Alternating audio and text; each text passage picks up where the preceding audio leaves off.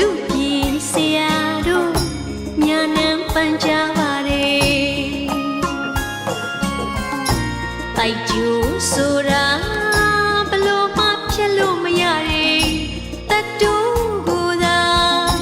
တောင်းလို့ရမယ်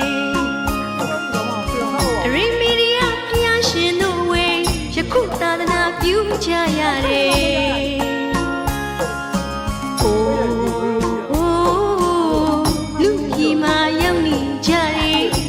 မောင်နှံခုနှစ်ဖော်တို့ရဲ့